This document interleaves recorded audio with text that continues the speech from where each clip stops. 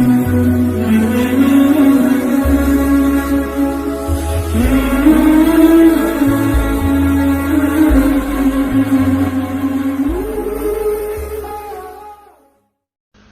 اللہ الرحمن الرحیم ورحمۃ اللہ وبرکاتہ نحمده ونصلي على رسوله الكريم اما بعد فاعوذ بالله من الشيطان الرجيم بسم الله الرحمن الرحيم فلا وربك لا يؤمنون حتى يحكموك فيما شجر بينهم ثم لا يجدوا في أنفسهم حرجا مما قضيت ويسلموا تسليما وقال في موضع آخر قل إن كان آباؤكم وأبناؤكم وإخوانكم وأزواجكم وعشيرتكم وأموال اقترفتموها وتجارة تخشون كسادها ومساكن ترضونها أحب إليكم من الله ورسوله وجهاد في سبيله فتربصوا حتى يأتي الله بأمره والله لا يهدي القوم الفاسقين وقال النبي صلى الله عليه وسلم لا يؤمن أحدكم حتى أكون أحب إليه من والده وولده والناس أجمعين أو كما قال عليه الصلاة والتسليم اللهم صل على محمد في أول وأوسط وآخر كلامنا صلى الله عليه وسلم اللهم صل على محمد عدد ما في علم الله صلاة دائمة بدوام ملك الله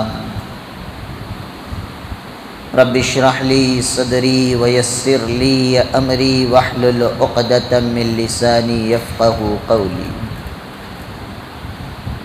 تمام تعریفیں اس پاک پروردگار عالم کے لیے جس نے ہمیں ایمان والا پیدا فرما کر سب سے زیادہ اپنی یعنی اللہ تبارک و تعالیٰ کی ذات سے محبت کا حکم فرمایا۔ درود و سلام و آقا مدنی تاجدار بطحا حضرت محمد الرسول اللہ صلی اللہ علیہ وسلم کی ذات پر، جن کے ذریعے سے اللہ تبارک و تعالیٰ نے اپنے بعد دنیا کی تمام چیزوں سے، تمام اشیاء سے، تمام رشتے اور تعلقات سے زیادہ حضور اکرم صلی اللہ علیہ وسلم سے محبت کا حکم فرمایا۔ حضرات گرام قدر و امت مسلمہ کے نوجوانوں، پچھلے جمعے کو ہمارا عنوان آغاز ہوا تھا محبت رسول صلی اللہ علیہ وسلم، جس کے ضمن میں بہت ساری باتیں آپ کے سامنے گزری۔ گویا کہ تمہید تو مکمل ہی بیان ہو چکی ہے۔ انسان دنیا میں آیا تو اس کے بہت سارے رشتے ناطے بنے، ان رشتے اور نعتوں کی بنیاد محبت پر قائم رہتی ہے۔ پھر محبت کی 3 قسمیں آپ کے سامنے بیان کی گئی، حقیقی، طبعی اور مجازی۔ اور اللہ اور اس کے رسول سے جو محبت ہے یہ محبت حقیقی ہے، اور دوسرے نمبر پر جو آتی ہے وہ محبت طبعی۔ انسان اپنے والدین سے محبت کرتا ہے، والدین اپنی اولاد سے محبت کرتے ہیں، ہر انسان اپنی بھائی بہنوں سے محبت کرتا ہے، شوہر اپنی بیوی سے، بیوی اپنے شوہر سے محبت کرتی ہے۔ اسی طرح ہر آدمی کو اپنے خاندان سے اور خاندان کے نام سے اور خاندان کے افراد سے محبت ہوتی ہے۔ اور 5ویں نمبر پر انسان کو اپنے مال سے محبت ہوتی ہے، چھٹے نمبر پر مال سے محبت، 7ویں نمبر پر تجارت سے محبت ہوتی ہے، 8ویں نمبر پر اپنے گھر سے محبت ہوتی ہے۔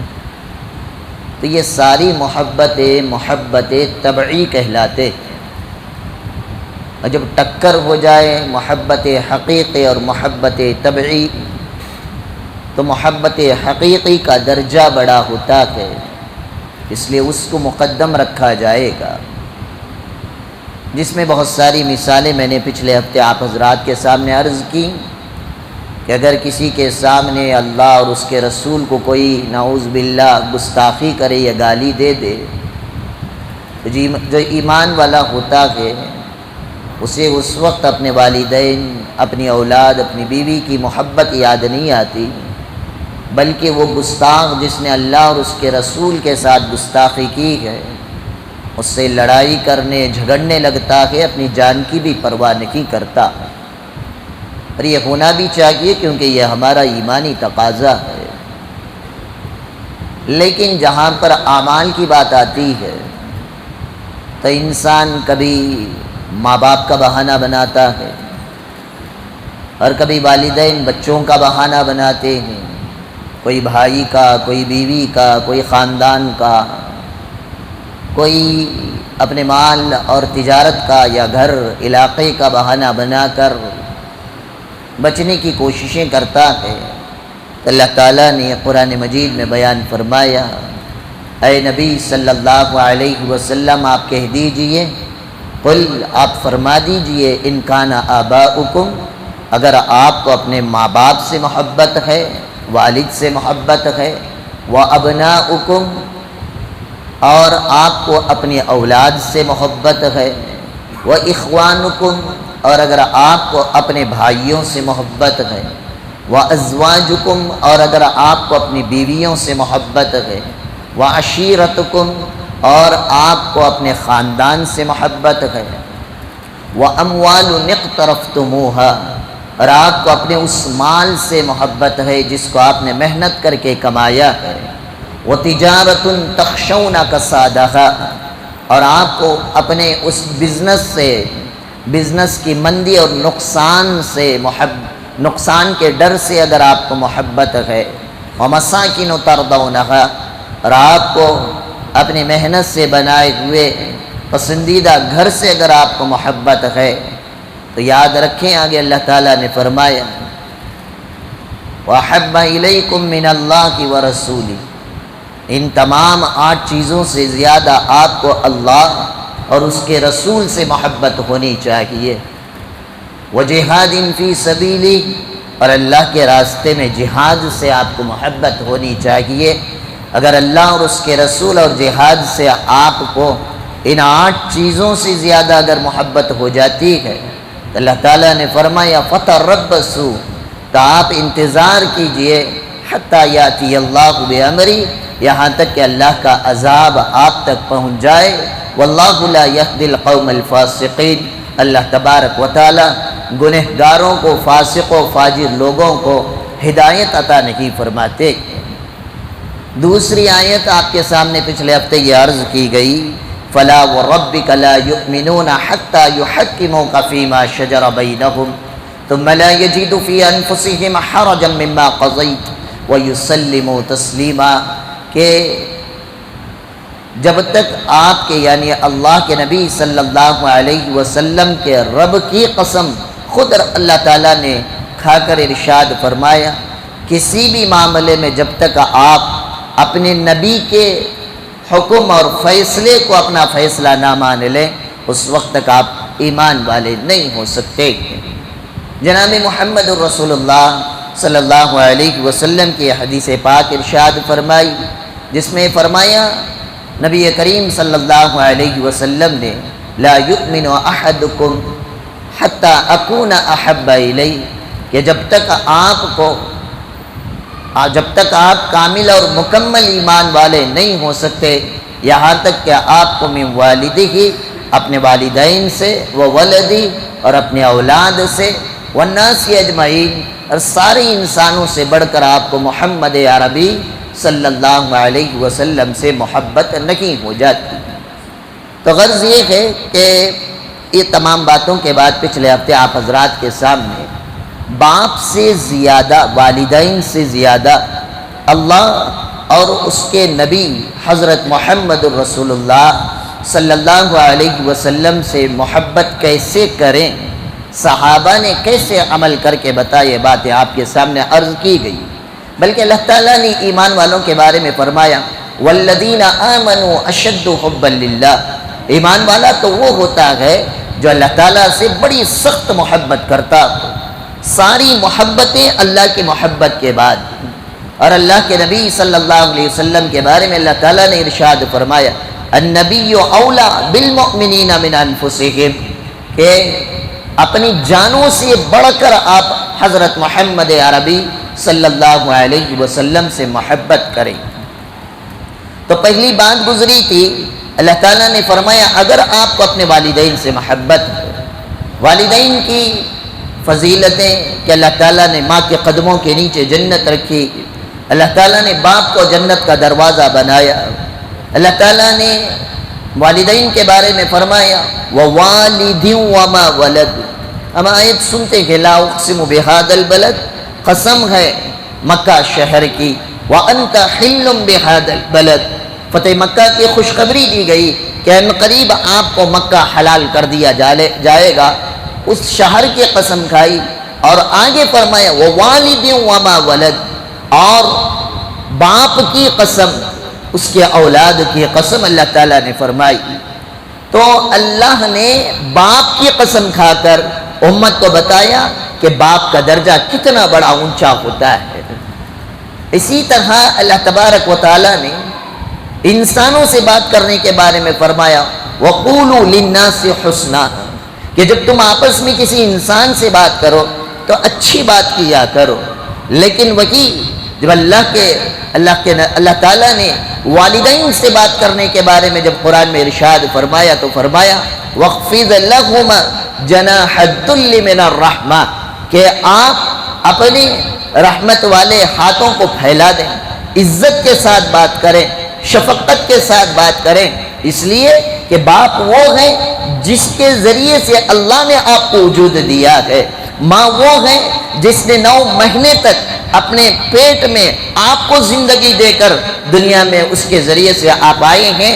جب آئے تو اللہ نے آپ کے رزق کو دینے کے لیے آپ کی والدہ کو سہارا بنایا، والدہ کے خون سے اللہ تعالیٰ نے پاکیزہ دودھ کی شکل میں تمہیں غذا عنایت فرمائی۔ جیسے ہی دودھ کے ایام ختم ہوتے ہیں باپ پر بچے کی ذمہ داری ڈال دی، وہ باپ بخار ہو، سردی ہو، نزلہ ہو، زخام ہو، حالات جتنے برے سے برے ہوتے چلے جائے، لیکن اپنے اولاد کی محبت باپ کے دل میں اللہ نے ایسی ڈال دی، وہ اپنی طبیعت کی پرواہ نہیں کرتا۔ بچوں کے ایجوکیشن کے مسائل، بچوں کے تعلیم کے مسائل، بچوں کی پرورش کے مسائل، بچوں کے اچھے فیوچر کے خیالات باپ کو نیند کی قربانی دینے پر مجبور کرتی ہے، باپ کو صحت کی قربانی دینے پر مجبور کرتی ہے۔ وہی بچہ رینگتا ہے تو ماں باپ اس کی نگرانی کرتے ہیں، جب وہ تھوڑا تھوڑا سہارا لے کر چلنے لگتا ہے باپ اور ماں اپنی انگلیوں کے سہارے بچے کو چلنا سکھاتے ہیں، یہ زمین پر چلنا کی نہیں، دنیا کے اندر زندگی کیسے گزاریں یہ چلنے کا طور طریقہ، تربیت اور پرورش یہی ماں باپ انسان کو اپنے اولاد کی شکل میں عنایت فرماتے ہیں۔ افسوس ہوتا ہے ان نوجوانوں پر جیسے ہی چلنا آتا ہے باپ کو ہم کہہ دیتے ہیں کہ تمہارے خیالات 1947 کے ہیں، نئے دور ٹیکنالوجی کو آپ نہیں جانتے، اس دور کی تعلیم کو آپ نہیں جانتے، اس دور کے نالج کو آپ نہیں جانتے، اس دور کے بزنس کو آپ نہیں جانتے۔ ماں باپ کا مشورہ لینا آج کا نوجوان گوارا نہیں کرتا ہے، بلکہ کچھ نوجوان تو ایسے بھی ملیں گے باپ سے بات کرتے ہوئے باپ کو جو عزت احترام اور اکرام دینا چاہیے تھا وہ نہیں دیتے، بلکہ آؤ میں نبی پاک صلی اللہ علیہ وسلم کے سیرت طیبہ کے چند نقوش آپ کے سامنے پیش کرتا ہوں۔ اللہ کے نبی صلی اللہ علیہ وسلم ابھی دنیا میں پیدا نہیں ہوئے تھے، باپ کو اللہ تعالیٰ نے میرے نبی کے اپنے پاس بلا لیا تھا، تو ہر انسان سے میرے نبی اس انداز سے بات کرتے۔ حدیث میں حضرت علی فرماتے ہیں یبدأ من لقی بالسلام لم یکن فاحشا متفحشا ولا دخابا فی الاسواق ولا یجزی السیئۃ بالسیئۃ ولکن یعفو ویصفح۔ ساری شمائل کی روایتوں کو اٹھا کر دیکھ لیں، اللہ کے نبی جب کسی سے سامنا ہوتا آگے بڑھ کر اللہ کا نبی صلی اللہ علیہ وسلم خود سلام کرتے، ان سے مصافحہ کرتے۔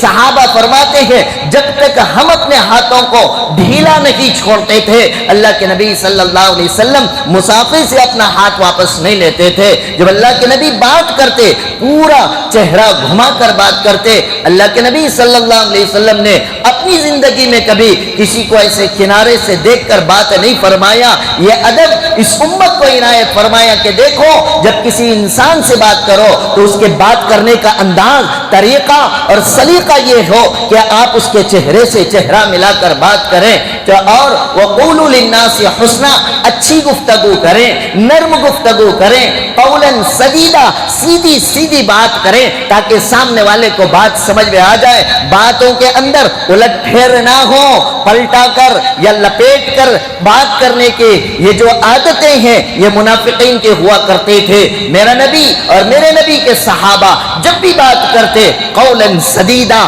سیدھی سیدھی بات کرتے تھے، چاہے کھری لگے کھوٹی لگے۔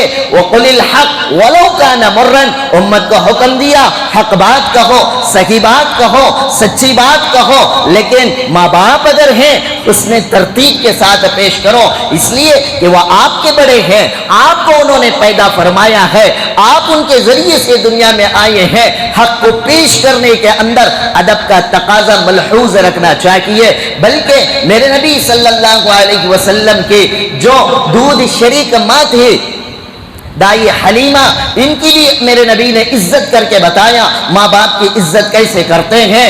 حضرت آمنہ کا انتقال ہوا ابوا نامی مقام پر، مدینے سے واپسی میرے نبی کی عمر 6 سال کی تھی۔ اس وقت جو باندھی تھی حضرت ام ایمن رضی اللہ تعالی عنہا، انہوں نے نبی کو سینے سے لگایا، تسلی دے کر ایک ماں کی طرح لے کر مکہ المکرمہ پہنچی۔ تو وہ ام ایمن جب بھی میرے نبی کے دربار میں تشریف لاتی، اللہ کے نبی صلی اللہ علیہ وسلم اپنی رحمت والی چادر نکالتے، بچھاتے اور کہتے کہ میری منہ بولی ماں آپ اس میری چادر پر بیٹھے، میں آپ کے سامنے زمین پر بیٹھتا ہوں۔ میرا نبی نیچے بیٹھ کر اپنی منہ بولی ماں کو چادر پر بٹھا کر امت کو بتایا کہ ماں کا مقام کیا ہوتا ہے، باپ کا مرتبہ کیا ہوتا ہے۔ لیکن افسوس ہے جس نبی یہ امی نے مجھے اور آپ کو باپ کا یہ مقام دیا تھا، آج یہ امت وہ ماں باپ کے مقام کو، وہ ماں باپ کی عظمت کو، وہ ماں باپ کی خدمت کو، وہ ماں باپ کے مقام و مرتبے کو بھول کر آج کل کے نوجوان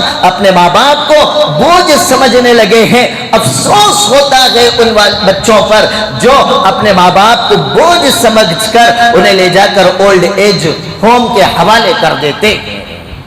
تو غرض یہ ہے ایک طرف اللہ کے نبی نے ماں باپ کا مقام و مرتبہ بیان فرمانے کے بعد قرآن میں آگے یہ بھی فرمایا کہ یاد رکھنا یہ ماں باپ کا مقام ساری کائنات میں سب سے بڑا ہے، لیکن اللہ اور اس کے رسول سے کم ہے۔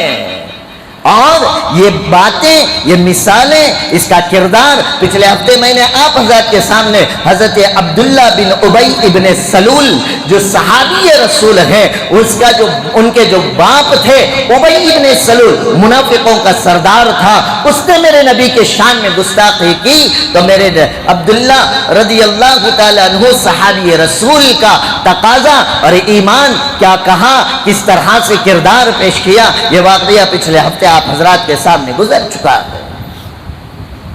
بلکہ اللہ تعالیٰ نے فرمایا اگر آپ کو اپنے باپ سے محبت ہے، ماں سے محبت ہے، یقیناً کیجئے، یہ ماں باپ محبت کے لائق ہیں، لیکن ماں باپ کی محبت رسول اللہ صلی اللہ علیہ وسلم سے زیادہ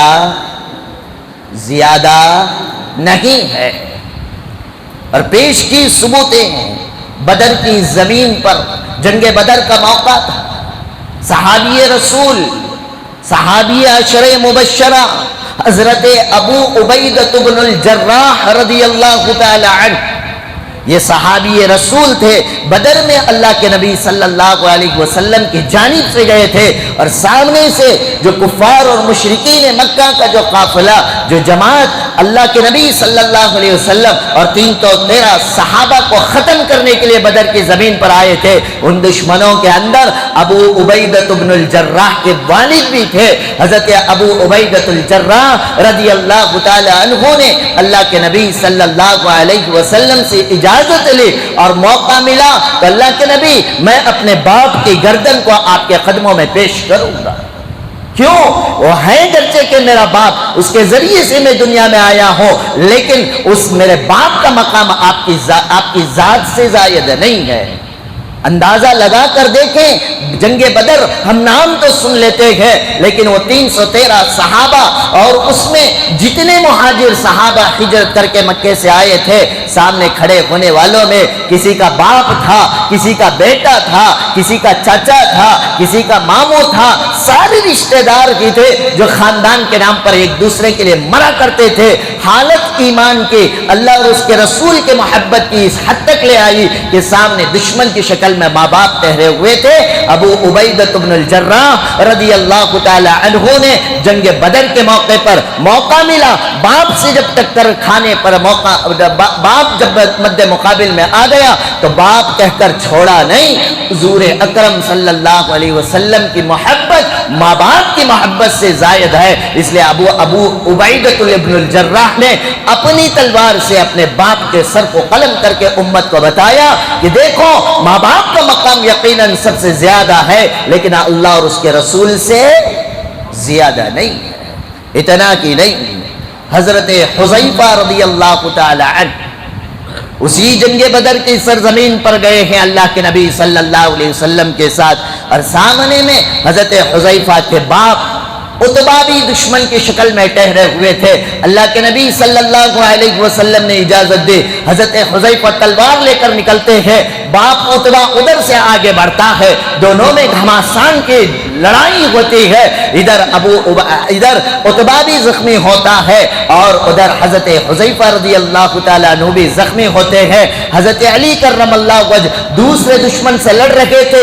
ایک وار کیا حیدر کرار نے، دشمن کے دو ٹکڑے ہوئے، ادھر حضرت حذیفہ اور عتبہ دونوں زمین پر پڑے ہوئے تھے، دونوں میں جنگ جاری تھی۔ اتنے میں حضرت علی آگے بڑھتے ہیں، حضرت حذیفہ کی مدد کی اور حضرت حذیفہ کی اجازت سے ان کے والد حضرت عتبہ کی گردن کو انہوں نے اڑا کر امت کو بتا دیا ماں باپ کا مقام یقیناً سب سے زیادہ ہے، لیکن اللہ اور اس کے رسول سے زیادہ نہیں ہے۔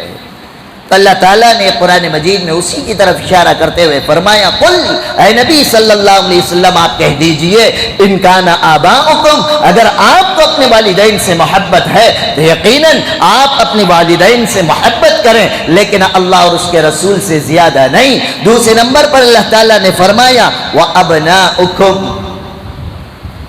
ماں باپ کے بعد انسان کو اپنے اولاد سے زیادہ محبت ہوتی ہے۔ یقیناً اولادیں اللہ کی نعمت ہوتی ہیں، چاہے بیٹی ہو یا بیٹا ہو۔ یَهْبُ لِمَن يَشَاءُ إِنَاثًا وَيَهْبُ لِمَن يَشَاءُ الذُّكُورَ، اللہ جسے چاہتے ہیں بیٹیاں دیتے ہیں، جسے چاہتے ہیں بیٹا دیتے ہیں۔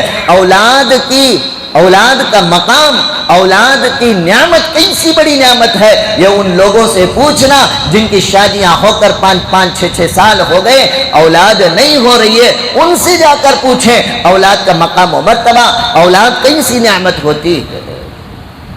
اب یہ اولاد نعمت کی بنیاد پر انسان اپنے اولاد سے محبت کرتا ہے، لیکن یہی اولاد ماں باپ کے سامنے اگر اللہ اور اس کے رسول کی محبت کے اپوزٹ میں، اگینسٹ میں، یا اللہ اور اس کے رسول کے مد مقابل میں اگر آ جائے تو یہاں پر ماں باپ کی ذمہ داری بنتی ہے اولاد کو چھوڑ دیں، اللہ اور اس کے رسول کی رسی کو مضبوطی سے تھام لے، کیونکہ اللہ اور اس کے رسول کی محبت اولاد کی محبت سے اوپر کے درجے کا مقام و مرتبہ رکھتی ہے۔ چنانچہ روایتوں میں آتا ہے جنگ بدر کے موقع پر ایک جانب صحابہ کی جانب سے سیدنا ابو بکر صدیق رضی اللہ تعالی عنہ سامنے دشمنوں کی فوج میں ابو بکر کے ایک بیٹے تھے عبد الرحمن ابن ابی بکر، جو بعد میں چل کر صلح حدیبیہ کے موقع پر سن 6 ہجری میں ایمان قبول کیا تھا، وہ دشمنوں کی طرف سے آئے ہوئے تھے۔ جنگی مقابلہ ہوا، اللہ تعالیٰ نے بدر کے میدان میں صحابہ کو کامیابی دی۔ فتح صلح حدیبیہ کے بعد عبد الرحمن ابن ابو بکر نے ایمان قبول فرمایا۔ باپ بیٹے بیٹھ کر کسی چیز پر گفتگو کر رہے تھے، کرنے کے درمیان میں عبد الرحمن ابن ابو بکر نے اپنے والد ابو بکر صدیق رضی اللہ تعالیٰ عنہ سے کہا، ابو جان، بدر کی زمین پر جنگ بدر کے موقع پر لڑائی کے اندر میری تلوار آپ کی گردن تک پیچھے سے آ گئی تھی۔ میرے دل میں خیال آیا کہ یہ تو میرا باپ ہے ابو بکر، آپ کے باپ کی غیرت نے مجھے آپ پر تلوار چلانے سے روک دیا، اگر آپ میرے باپ نہ ہوتے تو اس دن میں آپ کی گردن آپ کے سر سے جدا کر دیتا۔ قربان جاؤں صدیق اکبر کے جواب پر، فرمایا عبد الرحمن، تو وہاں گرچہ کہ باپ کی غیرت کی وجہ سے تو رک گیا تھا گردن اڑانے سے، اگر مجھے وہ موقع ملتا، اگر میری تلوار عبد الرحمن تیری گردن پر آ جاتی تو یاد رکھنا میں اس وقت بیٹا سوچ کر تجھے بخشتا نہیں تھا بلکہ تیری گردن کو الگ کر دیتا، اس لیے کہ اس سرزمین پر میں باپ کی حیثیت سے نہیں آیا تھا، میں اللہ کے نبی حضرت محمد الرسول اللہ صلی اللہ علیہ وسلم کے فوجی اور ایمان والا ہونے کی حیثیت سے آیا تھا، اور تو جو میدان میں آیا تھا یہ دشمن رسول بن کر آیا تھا، تو میں نبی کے دشمن کو کبھی معاف نہیں کر سکتا۔ شکر منا کہ میری تلوار تیری گردن تک نہیں آئی، اگر آ گئی ہوتی تو آج تیرا دنیا میں وجود باقی نہ رہتا۔ تو صحابہ نے ہر اینگل سے امت کو بتایا کہ دیکھو، باپ اپنی جگہ پر، بچوں کا مقام اپنی جگہ پر ہے، شفقت کے لائق ہے، محبت کے لائق ہیں، آپ ان کے فیوچر کی پلاننگ کیجئے، انہیں اچھی تعلیم دے، انہیں اچھی پرورش دے، انہیں اچھا کپڑا پہنائیں، اچھا کھانا کھلائیں، اچھی سے اچھی کالج، اسکول، یونیورسٹی، مدرسے میں انہیں تعلیم یافتہ بنائیں، لیکن یہ ساری جو آپ کی کارستانیاں ہیں، یہ کارستانیاں اللہ اور اس کے رسول کے محبت اور اس کے دین کے تقاضے کے بعد اس کا مقام و مرتبہ ہے۔ تو غرض یہ ہے کہ صحابیات میں سے ایک مشہور صحابیہ ہیں ہند بنت عمرو ابن حزام رضی اللہ تعالی عنہ، خاتون ہیں، حضرت جابر رضی اللہ تعالی عنہ کی پھوپھی ہیں رشتے میں۔ یہ جنگ احد کے موقع پر حضرت ہند بن عمرو ابن حزام رضی اللہ تعالی عنہ مدینہ طیبہ میں تھی، اور جنگ احد کے موقع پر اللہ کے نبی صلی اللہ علیہ وسلم کی شہادت کی افواہ پھیل گئی تھی، بھگدڑ مچ گئی تھی۔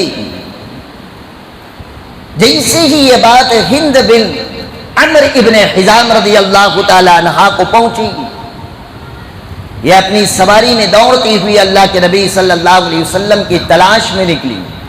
اس جنگ احد کے اندر ہند بن عمرو بن حزام رضی اللہ تعالی عنہ کے بھائی حضرت عبداللہ بن عمرو بھی گئے ہوئے تھے، ان کے شوہر عمرو بن جموع رضی اللہ تعالی عنہ بھی گئے ہوئے تھے، اور ان کے بیٹے خالد بن عمرو رضی اللہ تعالی عنہ بھی اس جنگ احد میں شریک ہوئے تھے۔ اپنی سواری پر دوڑتی ہوئی یہ میدان احد میں پہنچی۔ جو لوگ مل رہے تھے، ہند بن عمرو بن حزام رضی اللہ تعالی عنہ نے پوچھا کہ بتاؤ اللہ کے نبی صلی اللہ علیہ وسلم کا کیا حال ہے؟ تو پہلے قافلے نے کہا، امائی نبی کے بارے میں تو پتہ نہیں ہے، ہاں تیرے بھائی عبداللہ بن عمرو رضی اللہ تعالی عنہ شہید ہو گئے۔ یہ سننے کے بعد انا للہ و انا الیہ راجعون پڑھی۔ ہند بن عمرو آگے اور بڑھتی ہیں، دوسرے قافلے سے اپنے بھائی کے بارے میں نہیں پوچھا کہ بتاؤ اللہ کے نبی صلی اللہ علیہ وسلم کا کیا حال ہے؟ تو آگے سے خبر آئی کہ تمہارے شوہر حضرت عمرو ابن جموح رضی اللہ تعالی عنہ شہید ہو گئے۔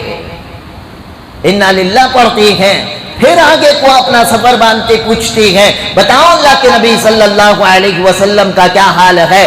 خبر دینے والے نے خبر دی کہ آپ کے بیٹے خالد بن عمرو رضی اللہ تعالیٰ عنہ بھی شہید ہو گئے۔ انا للہ پڑھا، اور آگے ہند بن عمرو بن حزام رضی اللہ تعالیٰ عنہ آقا صلی اللہ علیہ وسلم کو تلاش کرتے ہوئے پہنچے۔ اللہ کے نبی صلی اللہ علیہ وسلم پر دو خودج لگے ہوئے تھے، اللہ کے نبی صلی اللہ علیہ وسلم زخمی تھے، صحابہ ارد گرد اکٹھے ہو گئے تھے۔ ہند بن عمرو بن حزام رضی اللہ تعالیٰ عنہ آگے پہنچتی ہے، اللہ کے نبی صلی اللہ علیہ وسلم کے چہرے کو دیکھنے کے بعد فرمایا کل مصیبت بعد جلال، یا اللہ بعد جلل، اے اللہ کے نبی صلی اللہ علیہ وسلم آپ کے دیکھ لینے کے بعد دنیا کی ہر مصیبت ہلکی معلوم ہوتی ہے۔ یہ میرے نبی کے صحابہ کے، میرے نبی کے دور کی صحابیات عورتوں کا ایمان تھا۔ اللہ کے نبی صلی اللہ علیہ وسلم کی جتنی ہند بن عمرو ابن حزام رضی اللہ تعالی عنہ کو فکر تھی، بیٹے کی شہادت پر افسوس نہیں ہوا، شوہر کی شہادت پر افسوس نہیں ہوا، بھائی کی شہادت پر افسوس نہیں ہوا، اس لیے کہ صحابہ جانتے تھے شوہر سے بڑھ کر اگر کوئی محبت کے لائق ہے، اولاد سے بڑھ کر اگر کوئی محبت کے لائق ہے، بیٹے بھائی سے بڑھ کر اگر کوئی محبت کے لائق ہے تو وہ جناب محمد الرسول اللہ صلی اللہ علیہ وسلم کی ذات گرامی ہے۔ ایسے ہی اگر آپ احادیث کی روشنی میں دیکھیں گے، میرے نبی صلی اللہ علیہ وسلم کے ایک مشہور صحابی جو صوفیوں کے سرخیل کہلاتے ہیں، حضرت عبداللہ بن عمر رضی اللہ تعالی عنہ، اللہ کے نبی صلی اللہ علیہ وسلم کے دور میں عورتیں بھی نماز کے لیے مسجد جایا کرتی تھی، عورتیں بھی نماز کے لیے، بولیے بھائی، مسجد جایا کرتی تھی۔ اللہ کے نبی صلی اللہ علیہ وسلم نے مسجد میں نماز پڑھنے کی فضیلت بھی بیان فرمائی، عورت کا گھر میں نماز پڑھنے کی فضیلت بھی بیان فرمائی ہے۔ لیکن بعض عورتیں مسجد نبوی میں آتی تھیں اس لیے تاکہ حضور اکرم صلی اللہ علیہ وسلم پر جو آیتیں، جو وحی، جو شریعت کے احکامات نازل ہو رہے ہیں اس کو سن کر سیکھ لیں۔ اور حدیث میں یہ بھی آتا ہے کہ عورت کا گھر کے صحن میں نماز پڑھنے سے بہتر ہے کہ گھر کے اندر کمرے میں نماز پڑھے۔ جتنا پردے میں خاتون نماز پڑھے گی اس کی نماز کا اجر اور ثواب زیادہ ہوتا جائے گا۔ تو حضور اکرم صلی اللہ علیہ وسلم کے زمانے میں ہی بعض صحابہ اپنی عورتوں کو مسجد نہیں بھیجتے تھے۔ اگر وہ روایتیں چاہیے تو البدایہ والنہایہ ایک حدیث کی کتاب ہے، اس میں دیکھ لینا۔ لیکن بعض خواتین مسجد نبوی نماز کے لیے جاتی تھی تو اللہ کے نبی صلی اللہ علیہ وسلم نے فرمایا کہ جو خاتون گھر میں نماز پڑھنا چاہے اختیار ہے، پڑھ سکتی ہے، اور جو خاتون مسجد آنا چاہے اسے روکو مت، آ جانے دو۔ تو حضرت عبداللہ ابن عمر رضی اللہ تعالیٰ عنہ کے ایک فرزند نے اپنی بیوی سے کہا، ابو بکر رضی اللہ تعالیٰ عنہ کا زمانہ ہے، کہا کہ دیکھو آپ مسجد نہ جائیں، آپ گھر میں نماز پڑھ لیں۔ یہ بات معلوم ہوئی حضرت عبداللہ بن عمر رضی اللہ تعالیٰ عنہ کو، تو حضرت عبداللہ بن عمر رضی اللہ تعالیٰ عنہ اپنے بیٹے کو بلا کر فرمایا کہ دیکھو عورت کو مسجد کو جانے سے مت روکنا۔ فرمایا کہ نہیں، میرے نبی کا زمانہ الگ تھا، اس دور میں اتنا فتنہ و فساد نہیں تھا، آج فتنہ و فساد آ چکا ہے، میں اپنی بیوی کو مسجد میں جانے سے روکوں گا۔ حضرت عبداللہ بن عمر رضی اللہ تعالیٰ عنہ نے فرمایا میں نبی کا فرمان کہہ رہا ہوں اور تو دور فساد کی بات کر رہا ہے، جا میں تجھ سے بات نہیں کروں گا۔ سگی اولاد، جبکہ اگر آپ دیکھیں گے اس دور کے اندر حضرت عائشہ رضی اللہ تعالی عنہا نے بھی یہ فرما دیا تھا کہ اگر آج کے دور میں نبی صلی اللہ علیہ وسلم زندہ ہوتے، عورتوں کی یہ حالت کو دیکھتے تو میرے نبی مسجد میں عورتوں کو آنے سے منع فرما دیتے۔ اسی بات کو سن کر حضرت عبداللہ بن عمر رضی اللہ تعالیٰ عنہ کے بیٹے نے اپنی بیوی کو مسجد میں جانے سے روکا تھا۔ اسی طرح حضرت عاتقہ رضی اللہ تعالیٰ عنہ ایک صحابیہ ہے، حضرت عمر رضی اللہ تعالیٰ عنہ سے ان کا نکاح ہوا تھا۔ وہ نماز کے لیے مسجد نبوی جاتی تھی، ان کا جانا حضرت عمر کو پسند نہیں تھا۔ صحابہ سے کہتے میری بیوی عاتقہ مسجد کو نماز کو آتی ہے، مجھے بالکل ناگوار لگتا۔ صحابہ نے فرمایا بھی اگر ناگوار لگتا ہے تو کہہ دو اپنی بیوی سے۔ حضرت عمر نے فرمایا میرے نبی نے روکنے سے منع کیا کہ اس لیے میں روکوں گا نہیں، بس وہ سوچ لے کہ مجھے ناگواری لگتی ہے اور وہ خود ٹک جائے تو اچھی بات ہے۔ اور یہ پیغام حضرت عاتقہ رضی اللہ تعالی عنہا تک بھی پہنچایا گیا کہ آپ کا جانا عمر کو ناپسند ہے۔ تو حضرت عاتقہ نے جواب میں فرمایا اگر ہمت ہے تو کہو عمر آ کے مجھے روک کے بتائے۔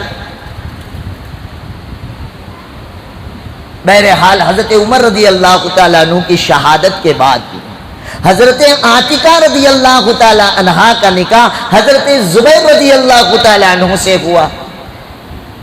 حضرت زبیر رضی اللہ تعالیٰ عنہ کو بھی حضرت عاتقہ کا مسجد نبوی میں نماز کے لیے جانا پسند نہیں تھا، ناگوار لگتا تھا، لیکن حضرت زبیر رضی اللہ تعالیٰ عنہ نے منع زبان سے کرنے کے بجائے انہوں نے حکمت عملی سے ایک مرتبہ حضرت عاتقہ عشاء کی نماز کے لیے جا رہی تھے، حضرت زبیر رضی اللہ تعالیٰ عنہ چادر اوڑھ کر چھپ کر بیٹھ گئے۔ جیسے حضرت عاتقہ کا گزر ہوا حضرت زبیر رضی اللہ تعالیٰ عنہ نے انہیں اندھیرے میں آواز بدل کر چھیڑ دیا۔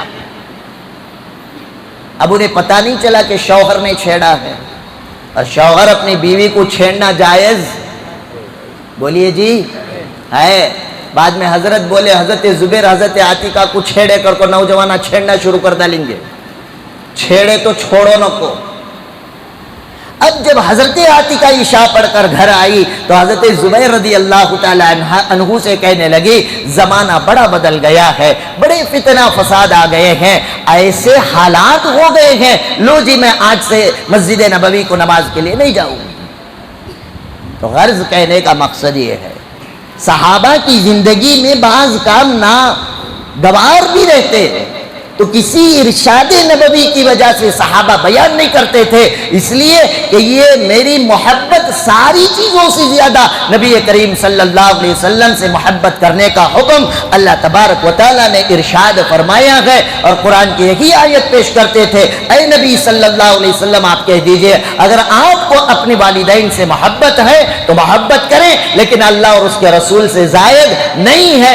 اپنے اولاد سے آپ کو اگر محبت ہے تو محبت کریں، لیکن اللہ اور اس کے رسول سے زیادہ نہیں۔ لیکن آج ہماری اور اولاد کی محبت کا حال کیا ہے؟ صحابہ کسی ایک مسئلے کی بنیاد پر عبداللہ بن عمر نے اپنے بیٹے کو نبی کی حدیث سے خلاف نظر آیا تو بات چھوڑ دی۔ آج کے ماں باپ کرتے کیا ہیں؟ ماں باپ اپنی ذمہ داری آج کے دور کے کیسے نبھا رہے ہیں آپ کو بتاتا ہوں۔ اسکول کے فنکشنز ہوتے ہیں، بیٹی ناچتی ہے، ڈانس کرتی ہے، سنگنگ کرتی ہے، باپ ویڈیوگرافی کرتا ہے اور بڑی شان سے اپنے اسٹیٹس میں رکھتے ہیں، ریلز بنائے جاتے ہیں۔ الامان الحفیظ چھوٹے چھوٹے بچے جو ہمارے مکتب میں پڑھتے ہیں، ایک ایک بچے کی 4 انسٹاگرام کی آئیڈیاں میں نے اپنی کلاس کے بچوں سے موبائل میں کھول کر دیکھا۔ ہر انسٹاگرام ٹک ٹاک جیسے ہی آیا ہر بچہ، ہر نوجوان، ہر بوڑھا اپنے آپ کو شاہ رخ خان سمجھنے لگا، ایسے ایسے ریلز بنا کر ڈالتے ہیں، اوپر سے فخر بھی کرتے ہیں۔ دیکھا کبا میری ریل، میرا اسٹیٹس دیکھ لیو، واہ کیا ان اعمال کی بنیاد پر جنت ملے گی؟ اور جو ماں باپ یاد رکھیں 8 سال کی عمر کی بچی کی ڈانس اور سنگنگ پر ویڈیوگرافی کرتے ہیں، اگر وہی بچی 18 سال بعد ننگا ناچ کرے تو آپ کو افسوس کرنے کا حق نہیں ہے. کیوں؟ آپ نے تربیت اس کی نہیں کی. اگر بچپن سے ہم اپنی تربیت کرتے، جہاں پر اس کے فیوچر کی پلاننگ کرتے ہیں، اس کی تعلیم کی پلاننگ کرتے ہیں، اس کی پرورش کی پلاننگ کرتے ہیں، کاش مرنے کے بعد کی زندگی کی میں اور آپ اپنے بچوں کے بارے میں پلاننگ کرتے. 5 روپے کا 10 روپے کا کانچ کا گلاس پھوٹ جاتا ہے بچے کے ہاتھ سے، ماں باپ کو بڑی تکلیف ہوتی ہے، ڈانٹتے بھی ہے، مارتے بھی ہے، لیکن وہی بچہ ایک نماز قضا کر کے 2,80,00,000 پر 8 لاکھ سال دوزخ میں جلنے کا کھاتا اپنا تیار کر رہا ہے. نہ باپ کو فکر ہے، نہ ماں کو کوئی فکر. بلکہ زمانہ تو الٹا ہو گیا صاحب. بیٹا اگر جاگ بھی جائے، بیٹا باہر بہت ٹھنڈ ہے، یہاں نماز پڑھ لے سو جا، دیندار رہے تو. دینداری نہیں رہی، ماں خود لحاف کمبل اڑا کر سلاتی ہے. باہر سردی میں جائے گا تو بچے کو سردی ہو جائے گی، نزلہ زخام ہو جائے گا، ویزنگ کی پرابلم ہو جائے گی. یاد رکھنا ایمان والو، اگر آج کی سردی سے تم نے اپنے بچے کو بچانے کے لیے فجر کی نمازوں کے جنازے اٹھا لیے تو یاد رکھو قبر کے اندر آپ کی یہ شفقت اور محبت آپ کے بچے کو دوزخ کے عذاب سے بچا نہیں سکتی. تو اللہ تبارک و تعالیٰ نے جہاں پر اولادیں دی، اس اولاد کی تعلیم، تربیت، پرورش کی ذمہ داری ماں باپ کو دی. آج ہماری پرورشیں کیسی ہو رہی ہیں؟ بغیر کارٹون اور موبائل کے بچہ کھانا نہیں کھاتا. بچہ 9th 10th کو کیا چلا جاتا ہے، اسے اینڈرائڈ کا موبائل دلانا لازمی سمجھا جاتا ہے، اور بچے بھی ضد پر اڑے رہتے ہیں، جب تک نہیں دلائیں گے میں کالج میں قدم نہیں رکھوں گا. تم اسے موبائل نہیں دلا رہے ہو، سیل فون نہیں ہے بلکہ وہ تو ہیل فون ہے، دوزخ پر لے کر جانے کا ذریعہ بن جا رہا ہے. جب وہاں پر ہم نے موبائلیں دے دی، ان کی ضرورتیں پوری کر دی، آپ اندازہ تو لگائیں کیا آپ اپنے بچوں کی تربیت کی نگرانی کر رہے ہیں؟ کیا آپ کا بچہ تنہائی میں موبائل کا کیسا استعمال کر رہا ہے، کیسے غیر غلط چیزیں دیکھ رہا ہے، وہاں سے اس کی مینٹالٹی اور سوچ کیا بن رہی ہے، اس کی جوانی کو کیسے نقصانات پہنچائے جا رہے ہیں؟ آج ہمیں اس کی کوئی فکر نہیں ہے.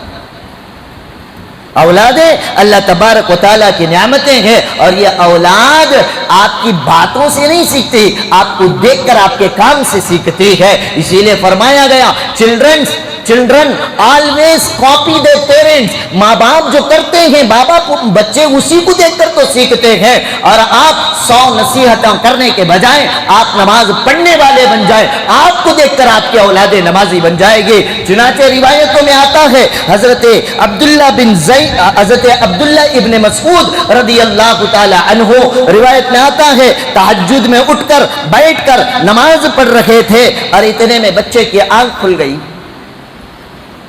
حضرت عبداللہ ابن مسعود رضی اللہ تعالی عنہ نے اس ننھے معصوم 6 سالہ بچے کو اپنے گودی میں لیا، لے کر عبداللہ ابن مسعود نے فرمایا اے بیٹا میں تیرے آخرت اور دنیا کی بھلائی کی فکر میں جاگا ہوا ہوں اور تو خواب غفلت کے سو رہا ہے. یہ سننا تھا عبداللہ ابن مسعود کی نصیحت کو. بیٹا بھی اٹھا کیونکہ باپ کو اس نے پریکٹیکلی دیکھا تھا رات کی تنہائی میں مصلے پر بیٹھ کر ابا اللہ سے کچھ مانگ رہے ہیں، یقیناً یہ کوئی اہم کام ہے. بچے نے دیکھا، خود وہ 6 سال کا بچہ اٹھا.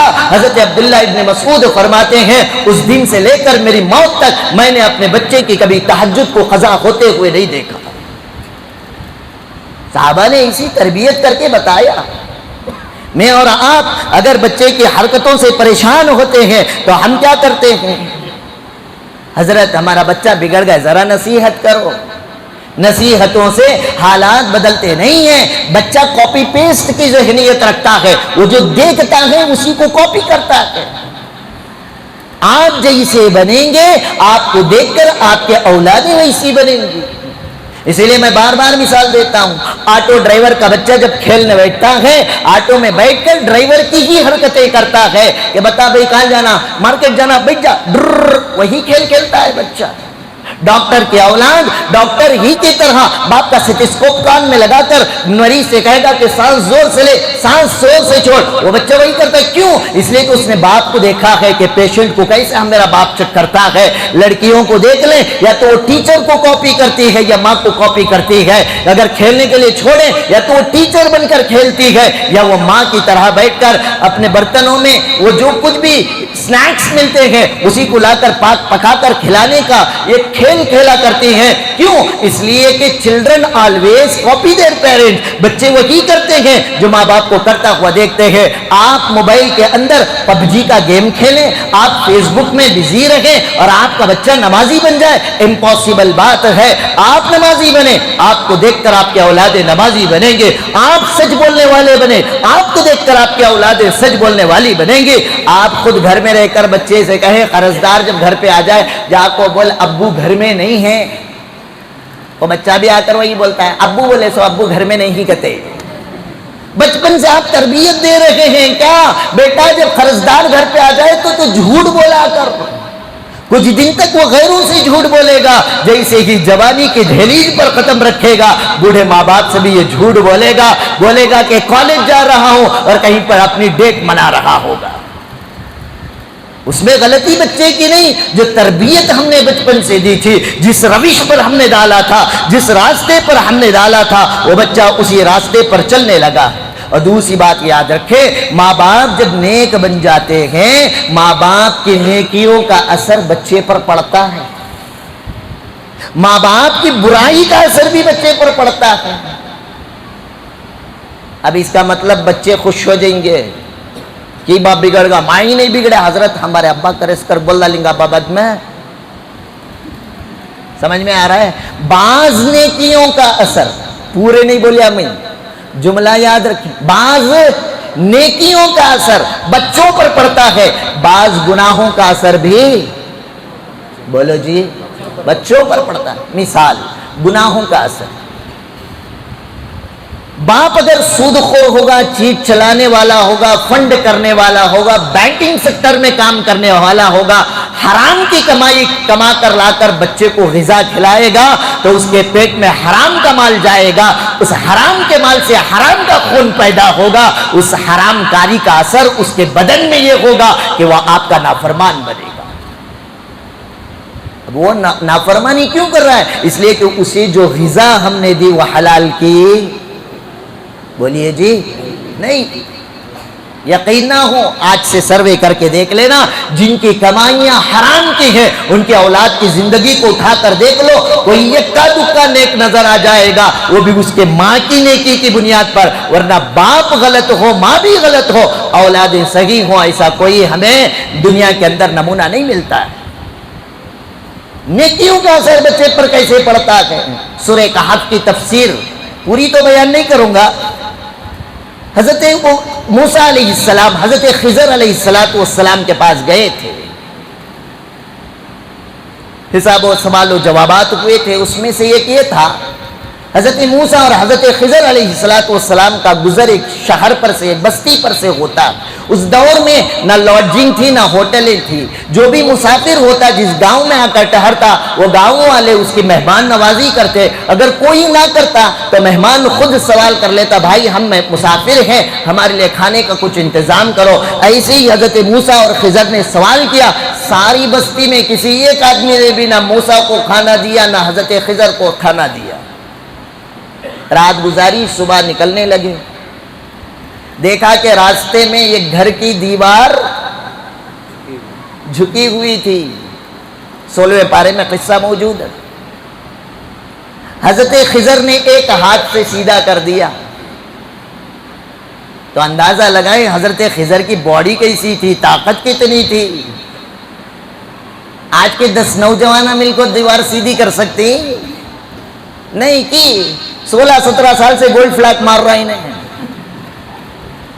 گھس پودینہ دیکھ مدینہ 8 کے بعد اسے ہوشیچ نہیں، سولیشن اس کی عادت، گانجا اس کی عادت، چرس اس کی عادت، ہر نشے کا پدارتھ میں استعمال کرنے اور سیون کرنے والوں میں آج مسلمان آگے۔ اور حضرت خضر اتنے طاقتور، ایک ہاتھ سے ساری دیوار سیدھی کر دی. اور ساتھ میں کون تھے؟ حضرت خضر کے حضرت موسیٰ علیہ، وہ بھی کم نہیں تھے. بنو اسرائیل کے ایک بندے کو ایک مکہ مارا تھا حضرت موسیٰ علیہ السلام نے، ایک ہی گھونسے کو ڈھیر ہو گیا.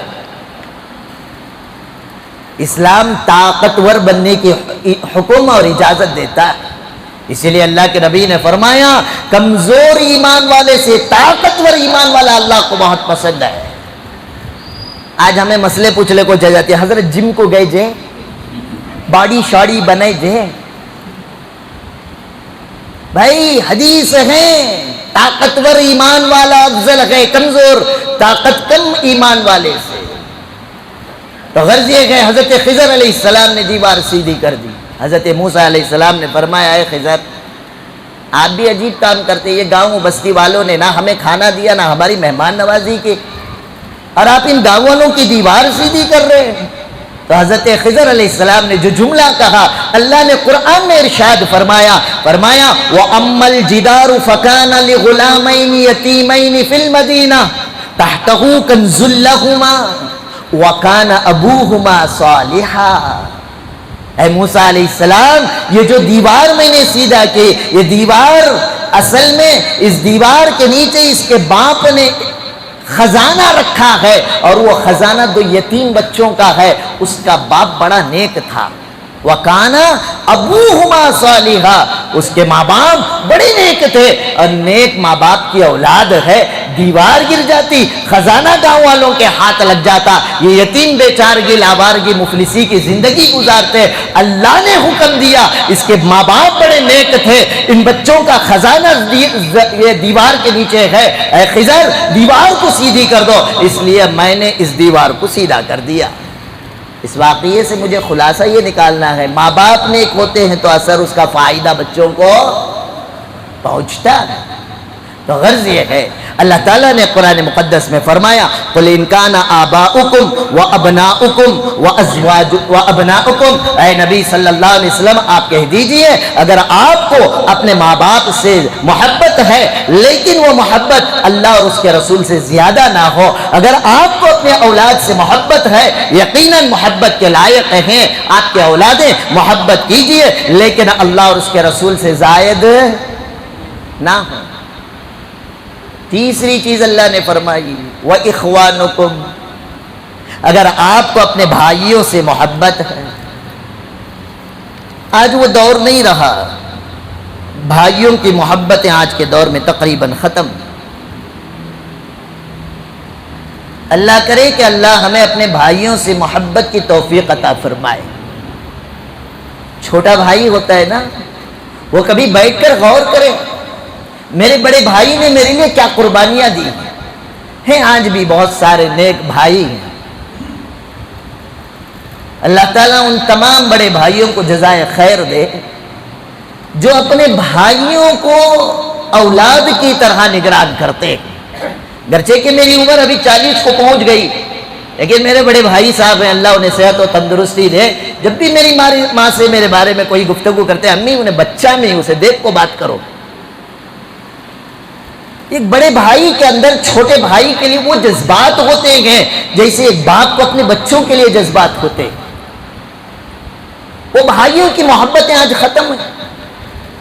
ایک زمانہ تھا کہ بھائی بھائی کے لیے جان کی قربانیاں پیش کر دیا کرتے تھے. اللہ تعالیٰ نے تو یہاں تک فرمایا انما المؤمنون اخوہ، ہر ایمان والا ایک دوسرے کا بھائی ہے. آج سگے محبتیں باقی نہیں رہے، سگے بھائی کے رشتے باقی نہیں رہے. جائیداد کے نام پر، پراپرٹی کے نام پر، وراثت کے نام پر، مال کے مال بنیاد پر، پیسے کی بنیاد پر، بیویوں کی تو میمو کی بنیاد پر آج جھگڑے فتنے فساد اتنے بڑے ہو گئے ہیں کہ آج جوائنٹ فیملی کا تصور کرنا بھی گناہ کے عظیم نظر آتا ہے. اگر کوئی کہے جوائنٹ فیملی کا حصہ ہے مل کو تمہیں، ناس کرے تمہاری ذہنیت کا. غرض یہ ہے کہ اللہ تبارک و تعالیٰ نے ہر بھائی کے دل میں اپنے بھائی کے لیے، ہر بھائی کے دل میں اپنی بہن کے لیے اللہ نے خود محبت رکھی ہے. فطری محبت ہوتی ہے. اگر آپ کے سامنے آپ کے بھائی کو کوئی آپ کی ماں کی گالی دے دے، آپ برداشت کریں گے؟ تو کون سی چیز ہے؟ آپ کو اس نے گالی نہیں دی، آپ کے بھائی کو ماں کی گالی دی ہے، لیکن درمیان میں آپ خود پڑھتے ہیں میرا بھائی رہے انہیں۔ یہ بھائیوں کی محبت ہوا کرتی ہے۔ اللہ کا واسطہ دیتا ہوں، ان محبتوں کو بچا کر رکھیں۔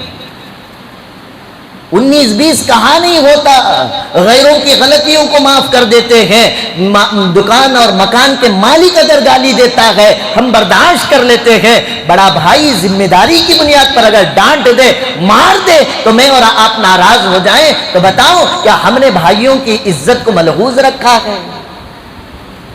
غرض یہ ہے کہ بھائی بھائی کے درمیان، بھائی بہنوں کے درمیان اللہ نے ایک فطری محبت رکھی ہے، بلکہ اللہ کے نبی صلی اللہ علیہ وسلم کے کوئی بھائی اور بہن تو نہیں تھے سگے، لیکن حضرت شیمہ رضی اللہ تعالیٰ عنہ جو حضرت دائی حلیمہ کی بیٹی تھی، آپ کی دودھ شریک بھائی تھی، بہن تھی، اللہ کے نبی کے دربار میں آئے، میرے نبی نے بہن کو عزت مقام مرتبہ دے کر بٹھایا، ضرورتوں کے لیے اپنے غلہ دیا، جانور دے کر دو صحابہ سے فرمایا جاؤ میری بہن کو اس کے گھر تک چھوڑ کے آؤ۔